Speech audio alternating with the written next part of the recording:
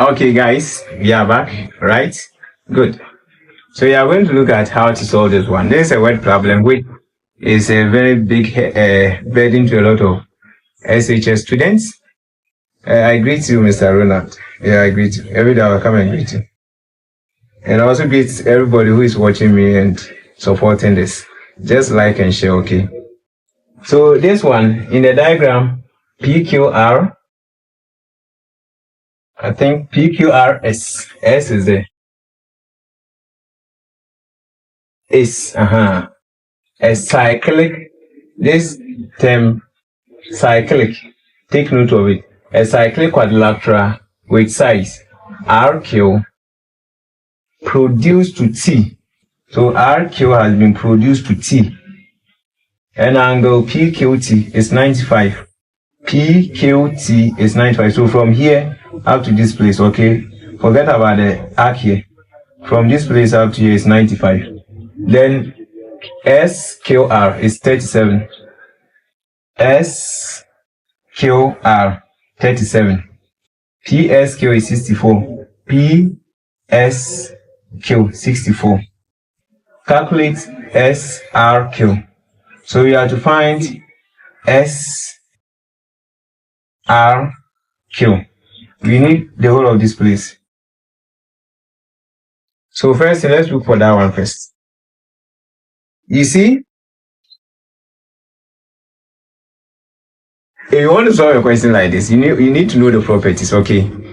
This one is a cyclic. That's one property you should know. And for the cyclic quadrilaterals, the opposite angle are supplementary or they sum up to 180.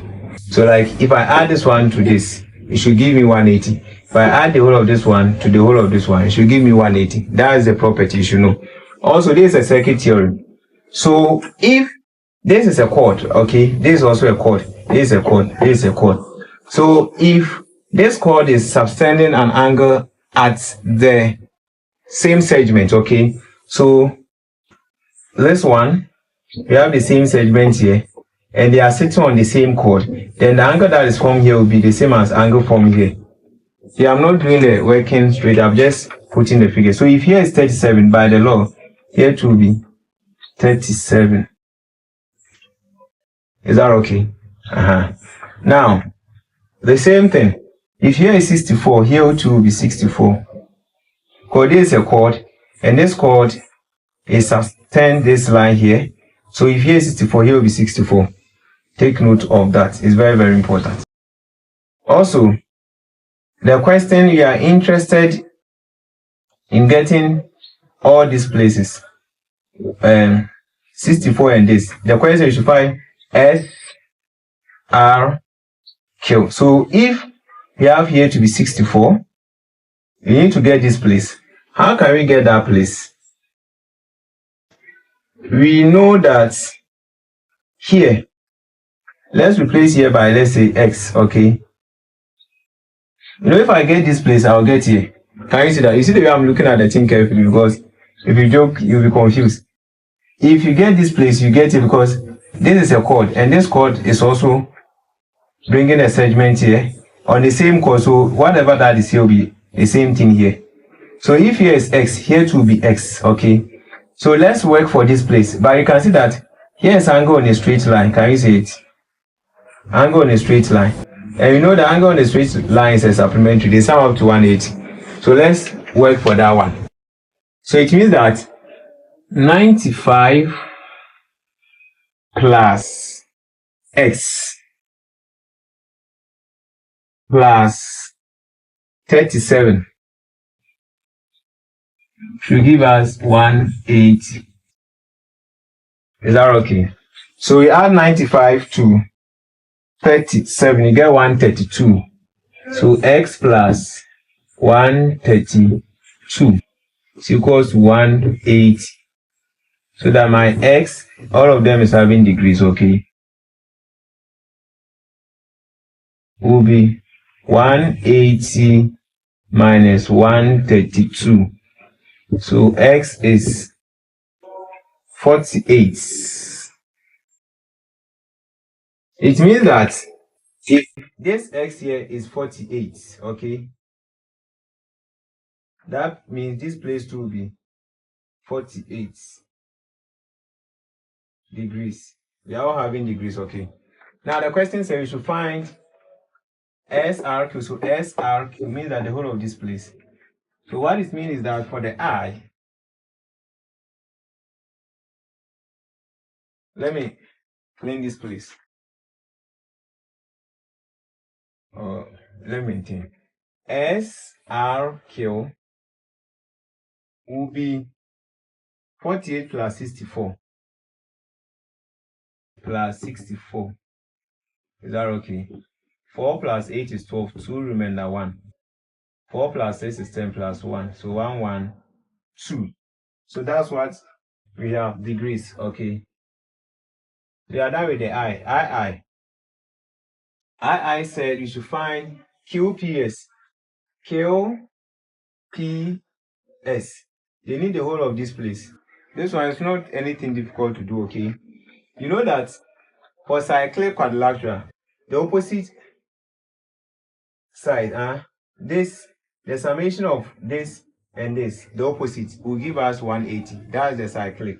So it means that if I take angle SRQ plus angle QPS should give us 180 degrees. So for angle SRQ, we had it as 112 degrees plus QPS, which is 180. Means that angle QPS is 180 minus 112 degrees. So angle QPS is equals to, so if you subtract this from there,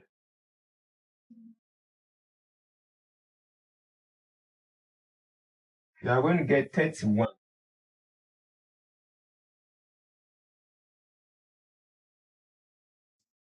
You get 31, 68, sorry.